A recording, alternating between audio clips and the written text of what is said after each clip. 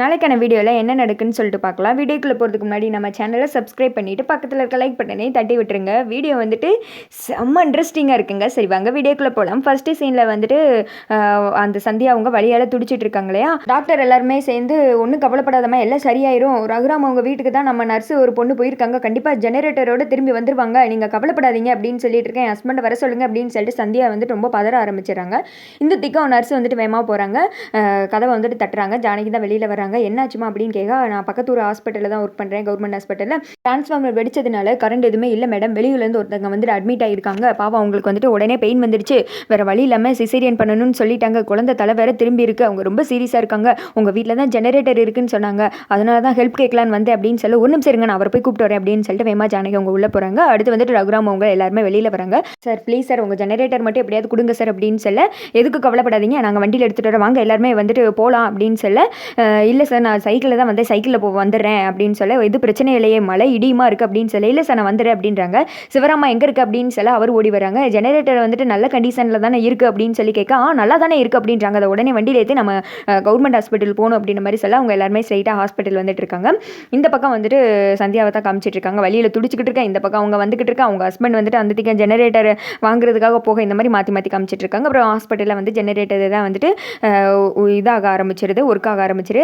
ஜானகி வர்றாங்க. நர்ஸுக்கிட்ட வந்துட்டு எப்படி இருக்காங்க அவங்க அப்படின்னு கேட்க, இன்னும் சீரியஸாக தான் மேடம் இருக்குது, குழந்தை தலை திரும்பி இருக்குது அப்படின்ற மாதிரி சொல்ல, இந்த திருநீர் எடுத்து அவங்க நெத்தியில் வச்சு விடுங்க, நல்லதே நடக்கும், அவங்க வயிற்றுலேயும் கொஞ்சம் பூசி விடுங்க அப்படின்னு சொல்ல, உள்ளே போன நர்ஸ் வந்துட்டு நெத்தியில் குங்குமம் வச்சு விடுறாங்க.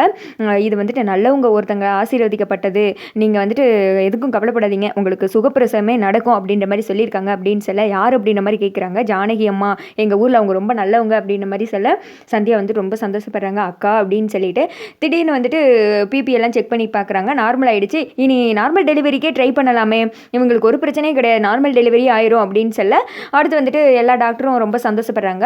சந்தியா வந்துட்டு வழியால் துடிக்க புஷ் பண்ணு அப்படின்றாங்க. கடைசியில் வந்துட்டு குழந்தை அழுகிற சவுண்டு மாதிரி கேட்க, வெளியில் வந்துட்டு ஜானகி ரொம்ப சந்தோஷப்படுறாங்க. அந்த பக்கம் ஜெனரேட்டர் பக்கம் காமிச்சிட்டு இருக்காங்க. அண்ணே நீங்கள் போங்க, இது நின்னால் நின்ற நான் பார்த்துக்கிறேன் அப்படின்னு சொல்ல, ரகுராம் அவங்களும் அங்கே வராங்க. என்னாச்சு ஜானகி, குழந்தை எல்லாம் நல்லா இருக்கா அப்படின்னு கேட்க, குழந்தை சவுண்டு கேட்டுச்சுங்க, குழந்தை பிறந்துருச்சுன்னு நினைக்க அப்படின்னு சொல்லி இவங்க பேசிக்கிட்டு இருக்கா. அதே சமயத்தில் உள்ள காமிச்சிட்டு இருக்காங்க. மயக்கம் தெளிஞ்சிட்டாங்களா அப்படின்னு சொல்லி டாக்டர் வந்து கேட்க, நர்ஸ் வந்துட்டு அந்த மயக்கத்தில் இருந்து வந்துட்டாங்க அப்படின்னு சொல்லி ட்ரிப்ஸ்லாம் எடுத்து விட்டுருங்க.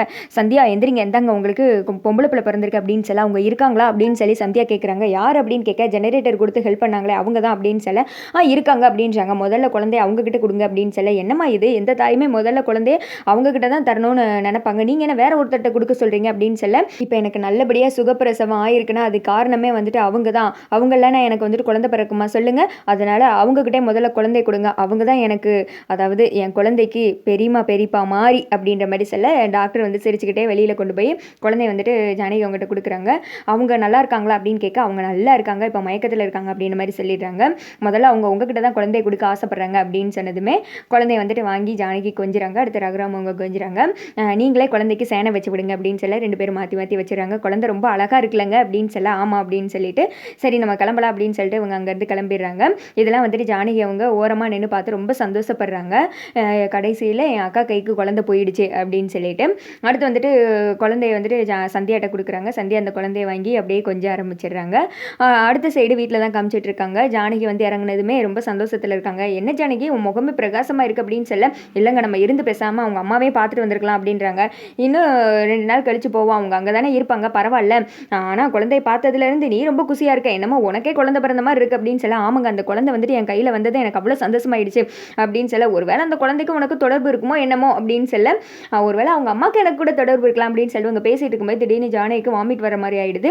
விறுவிறுன்னு போய் வாமிட் எடுக்கிறாங்க. வாமிட் எடுத்துகிட்டே மயக்கம் போட்டுடுறாங்க. ஜானகி என்னாச்சு அப்படின்னு சொல்லிட்டு தண்ணியெல்லாம் தெளிச்சு பார்க்குறாங்க. அப்படியே ஒரு மாதிரி கிறக்கத்தில் இருக்க, வேமா சிவராமன்ட்ட மருத்துவ வச்சு கூப்பிட்டு அப்படின்னு சொல்ல, அவங்களும் வந்துட்டு கூப்பிட்டு வரதுக்காக போகிறாங்க.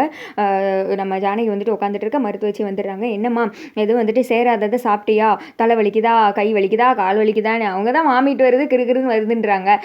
ஸ்ட்ரைட்டாக வந்துட்டு கர்ப்பம் தான் சொல்லிட வேண்டியதுனே, இத்தனை வேலை எழுக்கிகளே அப்படின்ற மாதிரி தான் இருக்குது. அப்புறம் நாடியெல்லாம் செக் பண்ணி பார்த்துட்டு இவங்க மாசமாக இருக்காங்க அப்படின்னு சொல்லிட்டு, இந்த குடும்பத்துக்கு வாரிசு வரப்போகுது அப்படின்னு சொல்லிடுறாங்க. எல்லாருமே ரொம்ப சந்தோஷப்படுறாங்க. ரகுராமுக்கெல்லாம் சந்தோஷம் தாங்க முடியல. அடுத்த சீனில் கோவிலில் இருக்கிற மாதிரி காமிச்சிட்டு இருக்காங்க. சந்தியாவும் அவங்க ஹஸ்பண்டும் ஒரு மூலையில் ஒளிஞ்சிட்டு இருக்காங்க. ஹாஸ்பிட்டலில் வந்துட்டு ஹெல்ப் பண்ணது இவங்களுக்கு மாதிரி அப்படின்ற மாதிரி காமிச்சு குழந்தைக்கு நீங்கள் தான் பேர் வைக்கணும்னு சொல்ல இந்த குழந்தை வந்ததுக்கப்புறம் தான் நமக்கு வந்துட்டு ஒரு குழந்தை வந்திருக்கு, இந்த பொண்ணு வந்துட்டு ஒரு மேஜிக், அதனால் மாயான்னு பேர் வைக்கலாம், இவ இளவரசி மாதிரி இருப்பா அப்படின்னு சொல்ல அதெல்லாம் கேட்டு ஜானகி வந்துட்டு ரொம்ப சந்தோஷப்படுறாங்க. அதோட பார்த்தீங்கன்னா இந்த வீடியோ வந்துட்டு முடிஞ்சு